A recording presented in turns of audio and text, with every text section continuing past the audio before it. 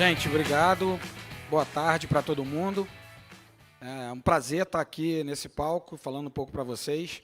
Eu já tenho uma parceria com a Sensidia de muitos anos e é a primeira vez que os astros que comandam as agendas, né, conseguiram trabalhar para possibilitar essa oportunidade de eu estar aqui falando um pouco sobre inovação, né, sobre negócios, na verdade, tá? Sobre como que a tecnologia, como que a inovação podem auxiliar a estratégia de negócios.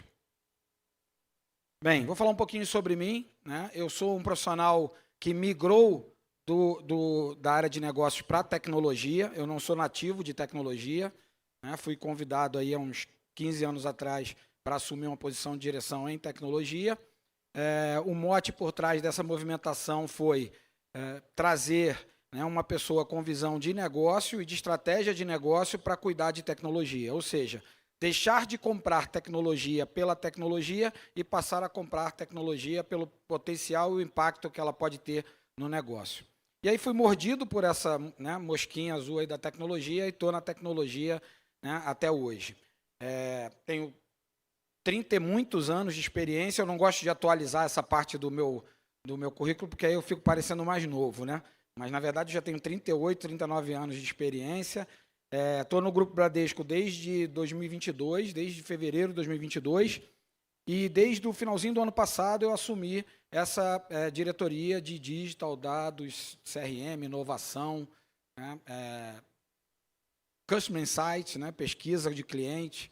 Então, todo esse mundo digital, ele roda, né, ali por dentro da minha estrutura, e eu trabalho, né, cross em todas as empresas do grupo. Tá? Então, todas as seguradoras do grupo, Seguro Saúde, todo mundo que tem a chancela Bradesco Seguros está debaixo dessa estrutura. Eu sempre faço as entrevistas lá quando eu faço entrevista de alguém, programa de estágio, trainee, eu sempre faço uma pergunta que é como que informação, me fala uma informação, né, relevante sobre você que não está no teu currículo, né, que eu não posso achar no teu currículo. Então, vou fazer a mesma coisa aqui comigo, né? A informação mais relevante que eu tenho que não está no meu currículo é que eu sou casado com a Sheila há 34 anos, sou pai da Carolina, né, de 19 anos, uma futura nutricionista, e sou tutor, tem um pessoal aqui da Bradesco Seguros, já sabe que eu sempre conto essa história, sou tutor de dois Schnauzer, né, o Bartô e o Darth Vader.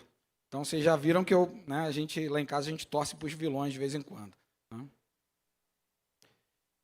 Bem, mudança sempre foi uma constante no mundo. Tá? Falar que hoje a mudança... Não, mudança, o mundo sempre mudou.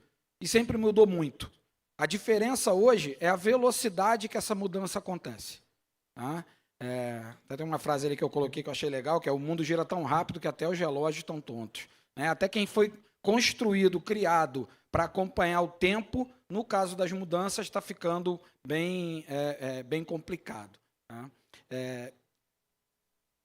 Um dos pontos, né, que dá para a gente perceber a questão de mudança é em relação às profissões. Né? Quem aqui tem filhos, sobrinhos na faixa ali de até 7 anos? É muito provável que no momento que eles forem escolher as profissões, eles escolham profissões que não existem hoje ainda. Tá? Então, isso está acontecendo hoje, né? Surgiram várias profissões que até bem pouco tempo atrás não existiam. Né? E dentro desse contexto, eu falo bastante da importância da gente ter essa busca pela requalificação constante. Né? Aprender, desaprender, reaprender a todo momento. Eu tenho uma história pessoal, há uns anos atrás, uma década mais ou menos, eu resolvi fazer mestrado. E aí fui fazer o mestrado, e aí na primeira aula do mestrado, o professor perguntou o que motivou cada pessoa que estava ali a buscar o mestrado. E a resposta mais tradicional era aquela: não, que eu quero dar aula no futuro, então preciso do título. E aí, quando chegou na minha vez, eu era certamente um dos mais velhos da turma, e quando chegou na minha vez, eu falei: olha, eu estou com tanto tempo no mercado, e já há tanto tempo também exposto a primeiros níveis de decisão, né, que eu já estou muito cheio de certeza. Tenho certeza demais. Carrego muitas certezas comigo. E eu preciso colocar as minhas certezas à prova. Então, nada melhor que um ambiente, né, que estimula o debate, a discussão.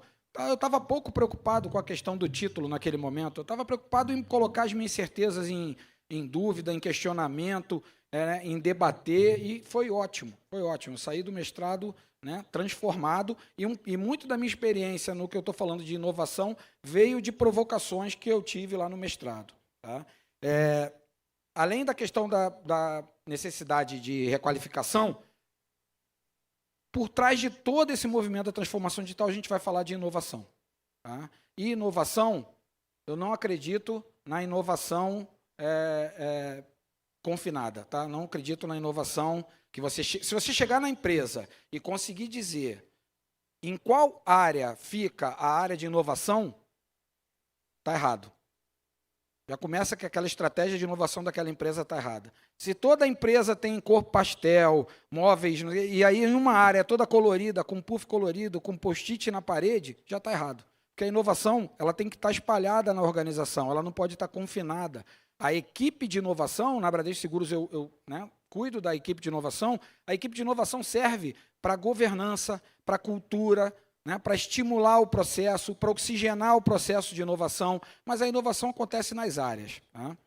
Outra coisa que eu falo bastante, eu não acredito, já deixei de acreditar há muito tempo, na separação entre tecnologia e negócios. Eu comecei a palestra falando que eu era um cara de negócios que veio para a tecnologia, mas hoje eu não acredito mais nesse conceito, nessa divisão. Tá? Eu acredito numa simbiose, onde, em algum momento no futuro, eu não sei precisar quanto, a gente vai olhar para uma equipe de trabalho e não vai conseguir dizer quem veio de que área. Você não vai conseguir dizer quem é de TI, quem é de negócio, quem é do jurídico, quem é de governança. Na verdade, o que você vai ter ali são capacidades e inteligências diversas, reunidas em prol de um objetivo que certamente vai ter que ser tá alinhado à estratégia de atendimento do teu cliente final. Tá bom?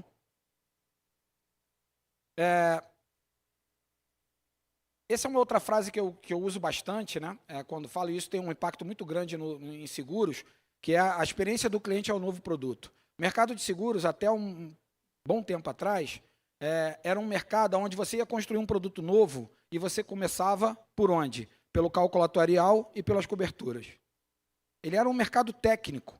Tá? Você tinha lá as pessoas que faziam os cálculos atuariais, as coberturas, né, índices de cobertura, máximo e mínimo de retenção, era muito técnico.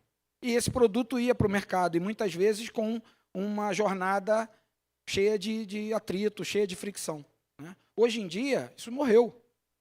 Produto nenhum começa ou termina puramente técnico. A parte toda da definição de jornada, né, e isso foi alavancado pelos canais digitais, toda essa parte de jornada, ela impacta muito que você tem que olhar toda a jornada do cliente end-to-end e identificar onde você tem possíveis atritos. Porque na hora que o cliente for enfrentar esses atritos, certamente ele vai associar isso ao produto. Para ele, aquela jornada é o produto. E outro complicador é que todo mundo hoje em dia ficou bem exigente, né? Todo mundo agora só quer comparar as jornadas com o quê? Amazon, Mercado Livre, só com as Big Techs, né? Então, a empresa de seguro está sendo comparada com a Big Tech. O cara fala assim, não, cara, mas tua jornada aqui no app não está legal. Pô, tá legal, mas qual é a tua referência? Não, minha referência é a Amazon, é a Apple, é a Big Tech, empresas com investimento massivo de tecnologia que já nasceram, né, digitais. Mas está certo, é isso mesmo. Tá? Então, todo esse movimento de mudança, a gente destaca mudança no hábito de consumo, né?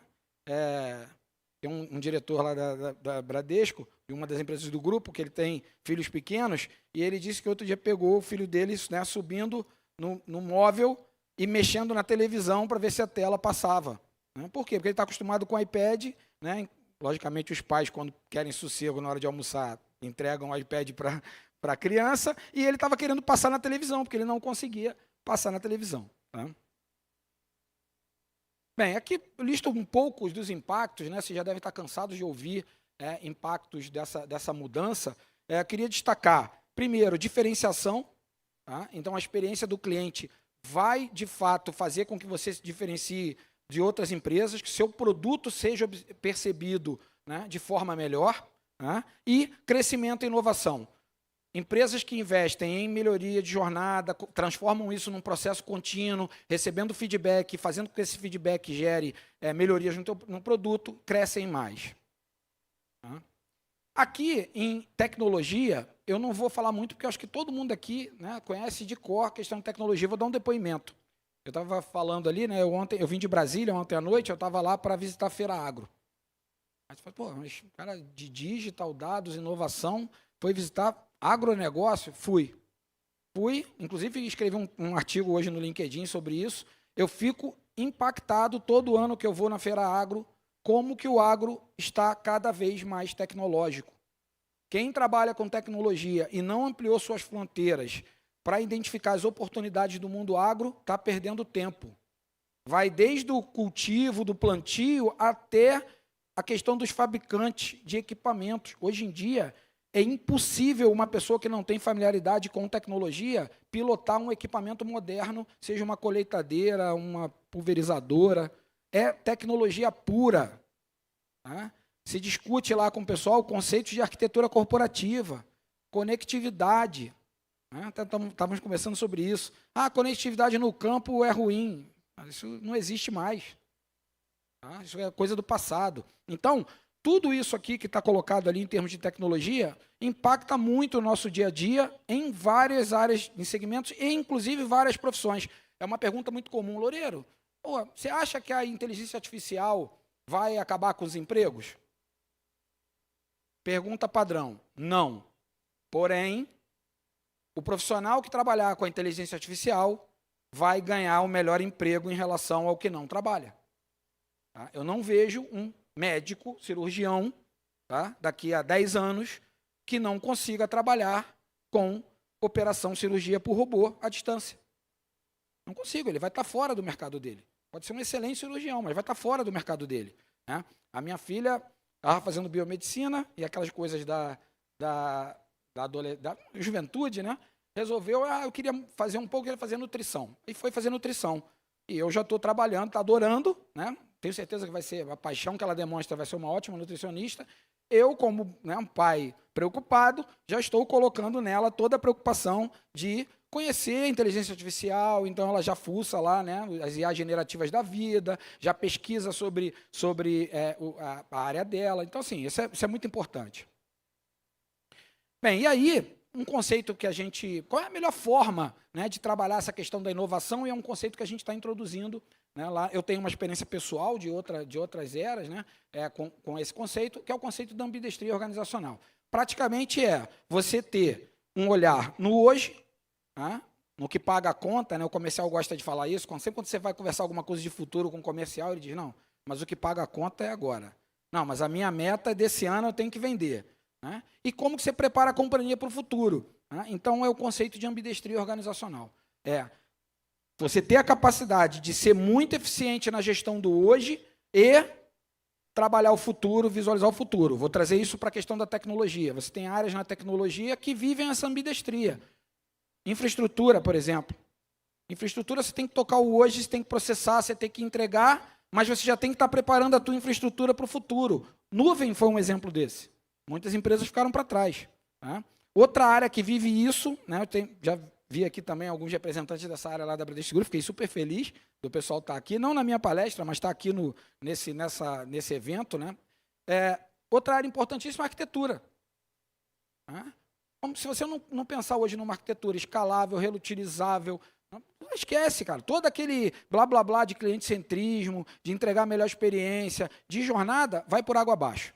Tá? Então, a gente está tentando implantar esse modelo de ambidestria. Como que a gente organiza a companhia, pensar no hoje e pensar no futuro. Tem desafios? Tem, muitos. Eu citei 3 aqui. Primeiro, conflito interno. Tá? Por quê? Existe uma coisa de quem está trabalhando com a inovação, quem está olhando para o futuro, está mais reconhecido, está mais em evidência do que o cara que está tocando o dia a dia.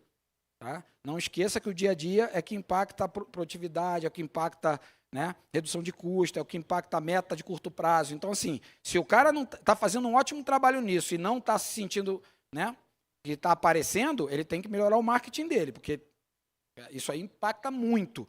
Na verdade, eu diria que a maior parte da companhia está dando atenção mais a isso do que para o futuro.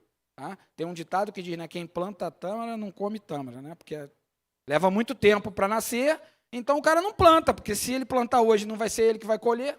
Esse pensamento não existe, tá? Não pode existir. Outra coisa, estrutura organizacional e cultura.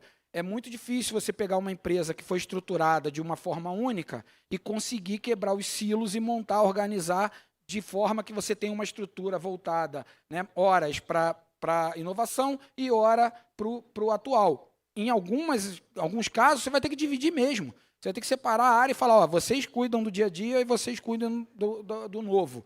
Em algumas outras áreas, não. A pessoa vai oscilando de um lado para o outro e ela vai trabalhando. Tá? E a questão do alinhamento estratégico. Cara, quando chega lá em cima, aí a briga fica feia. Né? Você às vezes quer falar de um negócio que vai acontecer, na tua visão, é um impacto que vai acontecer daqui a 5 anos. É difícil colocar isso na pauta? É. Mas você tem que ter os argumentos certos. Eu, por exemplo, numa outra oportunidade, eu queria o compromisso dos acionistas, né, e do presidente com uma ação que a gente estava fazendo de arquitetura corporativa em tecnologia, construindo, né, uma arquitetura aberta com APIs. Eu botei todo mundo no avião, levei lá para o Insurtech Connect Las Vegas. Espalhei o pessoal lá, falei, ó, eles conhecem muito de seguro, falei, ó, vai conhecer aí tudo. Quando eles em toda reunião que eles iam, eles falavam, ouviam de API. É como se eles estivessem vindo aqui. API, arquitetura aberta. Aí, no segundo dia, no jantar, a gente fazendo um wrap-up ali, um fechamento, aí ele disse assim, ó, Loureiro, a gente saiu daqui com 2 certezas. Primeira é que a gente está no caminho certo. Olha só como é que é o negócio. A gente está no caminho certo, então ele já se colocou na estratégia, já comprou, né? E segundo, a gente precisa acelerar e botar mais dinheiro. Então, saí de lá feliz da vida, né? Porque é a forma de convencer que a gente estava na estrutura. Esse alinhamento é muito difícil. Quando você segue o caminho direitinho e faz implanta a ambidestria, esses são os benefícios que você consegue. Tá? Teu core business, teu modelo atual fica com mais qualidade, com mais produtividade, com mais excelência. Né? Você consegue criar uma barreira para eventuais disrupções, pelo menos você retarda o impacto daquelas disrupções, né? Você mantém a competitividade no longo prazo. Se você consegue dar mais um passinho nessa busca, né, e consegue alinhar estrategicamente ainda a ambidestria com a estratégia da organização, cara, aí é o paraíso. Né? Aí você começa a falar de relevância e foco, né? Você começa a colocar a questão de agilidade e adaptabilidade para a empresa como um todo. Né? Você muda a cultura da empresa, começa a mudar a cultura, começa a mudar processo. Tem muito processo desse de inovação que morre como? Pô, enquanto está lá no lab, enquanto está sendo experimentado, enquanto é POC, tudo funciona. Quando você vai colocar, aí o pessoal lá de contratos, por exemplo, fala assim, não, tá beleza, então agora, cara, me traz os últimos 5 balanços assinados da empresa que você está querendo trazer para ser parceira. Você fala, não posso, cara. Como que não pode? Pô, é uma Insurtech, criou há 6 meses, não tem nem balanço. Processos que não conversam, não adianta você querer encaixar uma rotina de inovação dentro de um processo que não foi criado para isso. Tá? E lá, como é que a gente está fazendo? Isso aqui é um conceito já conhecido, né? A McKinsey é uma das empresas que trabalha bastante com isso, que é o conceito dos 3 Hs, né? Dos 3 horizontes, né? H1, H2 e H3. O que é importante falar aqui, ali no material que a McKinsey fala, ela fala de 70, né? 20, 10. Então, 70% do foco, investimento no H1, 20 no H2 e 10 no H3. Essa distribuição, a gente entende que não é uma fórmula, não é uma receita de bolo. Cada organização vai ter uma combinação ali um pouco diferente. Empresas que já nasceram menos incumbentes, né, mais tecnológicas, podem ter, sim, um investimento maior no H3. Né? O importante é o que você estiver investindo no H1, ele tenha componentes de quê? Escalabilidade e reuso. Para ele poder ser feito no H1, impactar o H2 e preparar para o H3. Porque se você não fizer isso, quando você chegar no H3, você vai ter aquela restrição básica que a tecnologia vai te dar. Ah, não, o legado. Legado por quê? Porque quando foi pensado lá atrás, não tinham essa visão do impacto lá na frente. Tá? E aí, como que a gente trabalha isso nesse alinhamento da estratégia?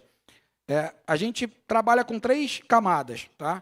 Cenários futuros, então, bem macro, visão dos executivos, visão dos CEOs, do head de cada empresa, tendências macro que estão acontecendo no mundo. A gente tem uma área de pesquisa que trabalha fortemente essa questão de olhar o mundo, o que está acontecendo, e principalmente em outros segmentos, em outros mercados, tá? Mercados fora do mercado de seguros, porque tem coisa sendo feita lá que pode sim impactar a gente.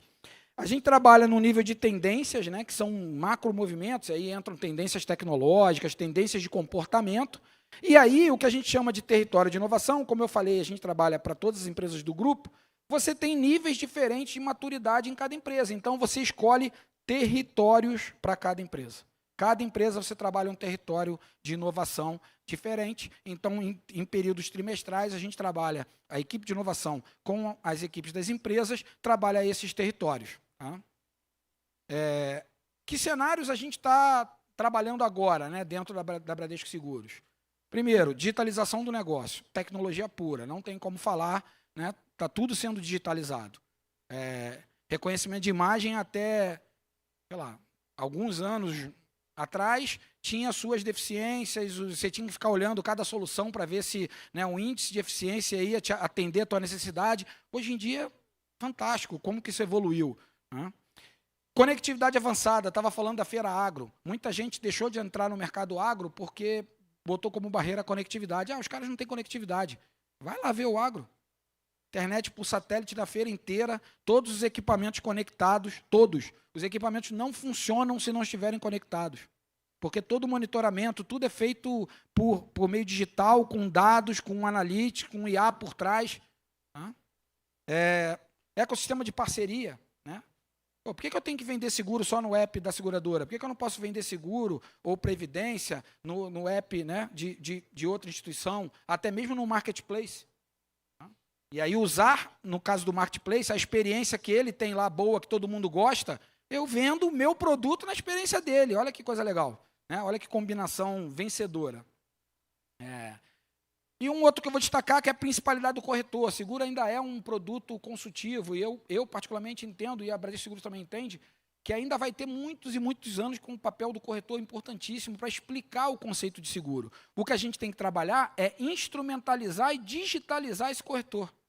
Tá? Para fazer ele trabalhar da forma digital, para gerar eficiência no trabalho dele e ele poder focar onde ele é bom, que é aonde? Na consultoria, explicando a diferença dos produtos, tentando montar o produto mais apropriado. E aí, assim, Loureiro, o que isso tudo tem a ver com tecnologia? Né? O que isso tudo tem a ver com TI? Né? Estamos num evento de base tecnológica e a gente está falando até agora de negócio e estratégia. Está explicado aqui. Ó. Se você não tiver uma estratégia de arquitetura corporativa que suporte e sustente tudo isso aqui, não vai funcionar. A teoria, na prática, vai ser outra. Por isso que eu brinquei aqui, que eu falei que estou super feliz de ver o pessoal de arquitetura aqui, porque, cara, esses caras estão transformando a companhia.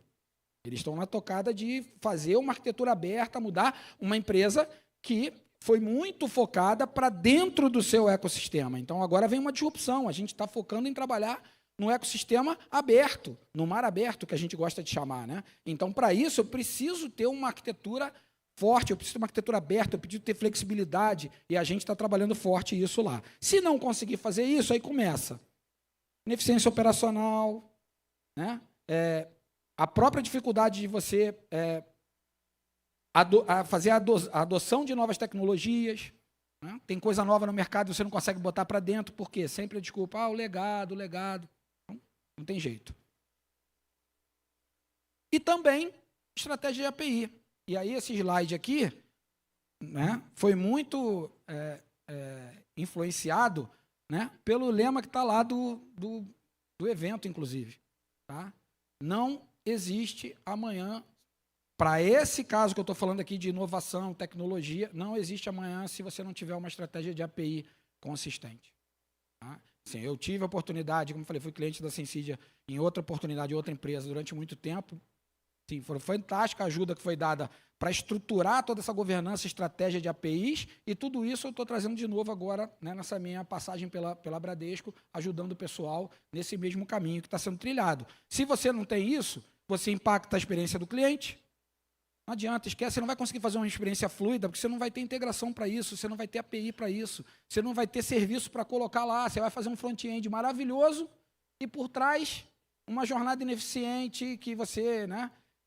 Aí você bota lá o Apedex para medir o índice do portal e dá uma nota horrível, por quê? Porque por trás você tem uma tecnologia que não te impulsiona, que não te flexibiliza, né? crescimento de mercado, tua capacidade de inovação vai estar limitada, você não vai conseguir crescer o quanto você de fato precisa crescer. Enquanto isso, você como incumbente, aí você está concorrendo lá com uma insurtech que não tem nada disso. Por quê? Ela já nasceu numa plataforma de uma arquitetura aberta, né, toda apeizada, como a gente chama, né, toda apeizada, né, e o cara, né, estala o dedo, se integra num parceiro, estala o dedo, faz num outro. Como é que você concorre com isso? Tem que usar o quê? A tua solidez, a tua capacidade de investimento, o teu tamanho a teu favor. O que muita gente vê como problema, a gente vê como alavanca.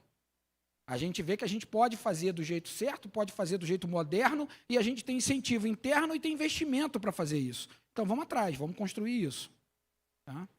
Aqui um resuminho, tá? Não vou ler isso aqui, né? Mas o que eu quero destacar ali é: se a estratégia de arquitetura e API inadequada, ela pode minar a experiência do cliente, ela pode prejudicar o crescimento do mercado e afetar negativamente a qualidade do atendimento. Então, se alguém tem alguma dúvida, eu comecei a palestra falando sobre simbiose, né, que a gente não ia conseguir ver quem era de cada área. Se alguém tem alguma dúvida que tecnologia é o negócio, hoje em dia, tira essa dúvida. Acabou, não tem dúvida. Tecnologia é o negócio. Não se faz mais negócio que não tiver tecnologia. E não se faz negócio bom se você não tiver tecnologia certa, se você não tiver estratégia de tecnologia certa. Tá? Então, se nas organizações de vocês, né, a tecnologia está com pouca voz, está com pouca cadeira, né, nas decisões, na diretoria, cobrem. Falem lá com o head de tecnologia, cobre, porque a transformação vindo da TI, vindo das áreas de tecnologia, digital, ela ajuda muito o futuro da companhia. Tá bom? Agradeço a todos vocês, espero que tenha contribuído um pouquinho para esse conhecimento de estratégia, de negócio, e estou à disposição. Uma salva de palmas para o Loureiro. Ó, cumpri meu tempo. Loureiro, a gente tem algumas dúvidas aqui do pessoal. Eu vou ler algumas aqui para você, tá bom?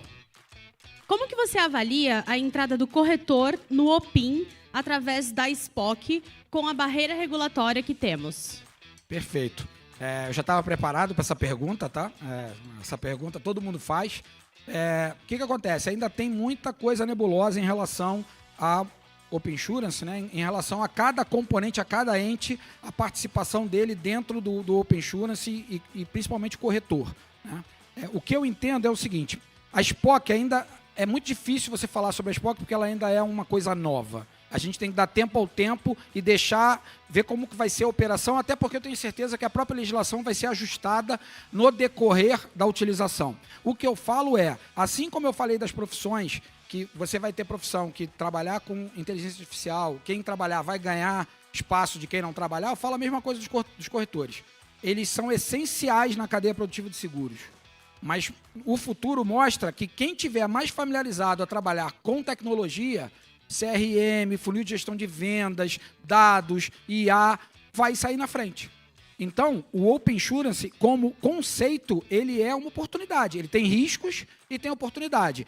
Quem enxergar, não importa se for empresa, seguradora, né, corretor, quem enxergar essas oportunidades e conseguir se preparar para lidar com elas, vai sair na frente. Muito bom. Tem mais uma aqui, ó. Como a Bradesco hoje lida com o legado e modernização de APIs? Então, eu até brinquei, né? Falei aqui que o pessoal de arquitetura está todo aqui. Gente, API é um tema constante, diário, dentro de todas as nossas discussões e todas as nossas conversas. O que é importante? Na hora de você definir o caminho, você não olha para o legado. Porque o que tem de ruim, quando você está falando de estratégia e tecnologia, é você fazer ideação olhando para a restrição. Então, se você tem numa área um legado, e aí você começa a olhar os cenários possíveis que aquele legado te permite. A única coisa que você está construindo é um novo legado. Daqui a pouco tempo vai estar obsoleto tanto quanto os demais. O que a gente tem feito lá, a gente criou esse horizonte no futuro, vamos dizer, a gente criou o H3, H2, H1 de tecnologia, e a gente está mirando, todo mundo sabe que tem que ir para aquela direção. Umas empresas e umas áreas vão ter um pouco mais de dificuldade, porque tem, né, eu não digo nem questão de legado, mas tem mais sistemas dentro de um mesmo processo. Então você tem passagem de um sistema para o outro, né? Ele é mais fracionado. Outras já estão numa arquitetura muito mais moderna. Mas o que é importante? A estratégia, todo mundo está indo para o mesmo lugar. Tá? Todo mundo está fazendo o mesmo tipo. E aí a vantagem que eu falei, né? A gente está no maior grupo segurador da América Latina, então tem investimento. A gente só tem que a nossa participação, né? Eu vim de uma empresa, numa outra empresa, o contexto era outro, eu tinha que justificar cada investimento muito bem justificado para o dono da empresa. Né? Agora eu tenho que justificar muito bem justificado, mas eu vendo a visão. E vendendo a visão fica tudo muito mais fácil. Então a gente começa a trabalhar nesse foco. Legal. Tem mais uma aqui, a saideira, tá bom? Pensando que há uma certa resistência em algumas empresas quando abordamos inovação, como quebrar paradigmas entre diferentes gerações dentro das empresas? Excelente essa. Eu sou um exemplo, né? Eu não sou uma geração, quem olha para mim e fala assim, pô, esse cara não é da geração de inovadores, né? Eu brinco que eu sou um dinossauro digital que se aprendeu a lidar com esse mundo e a crescer nesse mundo, tá? O que a gente faz lá é ter esse conceito, de novo, que a inovação não é da área de inovação. Inovação é da empresa. Trabalhar a cultura de inovação. Tá? A gente está fazendo agora, acabou de reformular, vai lançar ainda esse ano, um programa novo de cultura para acelerar esse processo. A empresa é muito grande. Cara, esquece, se você achar que tudo vai estar confinado em você, você não anda. A gente vai colocar cada vez mais inovação para todo mundo. Mas a inovação ela precisa ser um processo, ela precisa ter uma cultura, precisa todo mundo estar entendendo que se não inovar, morre. Isso é uma linguagem que o alto escalão entende. Então a gente transforma o impacto da inovação no negócio, mostra no alto escalão e depois distribui dentro das áreas e das empresas. Tá? Fazendo o pessoal entender, principalmente, qual é o papel deles na inovação. O que se espera de cada um? Então, sempre quando eu dou palestra interna, ou reunião, aí sempre tem um que reclama de alguma coisa, eu falo, beleza, você sabe qual é o teu papel nesse processo? Você acha que se você está fazendo o máximo que você poderia fazer, você conseguiu desbloquear todo o teu potencial para contribuir com esse processo? E aí isso dá uma mexida, uma balançada na pessoa, ele fala, não, acho que não, posso fazer mais. Então é isso. Essa consciência ajuda muito a quebrar os paradigmas da inovação. Vai ter uma resistência aqui, outra ali, vai ter uma pessoa que não vai resistir muito e não vai querer mudar, vai. E você vai inovar apesar disso. Né? Como a gente inova apesar dos legados, como a gente inova apesar de uma série de barreiras, tá bom? Loureiro, muito obrigada. Foi sensacional a tua palestra e as perguntas respondidas lindamente também. Parabéns, muito obrigada. Uma salva de palmas, pessoal. Obrigado, pessoal.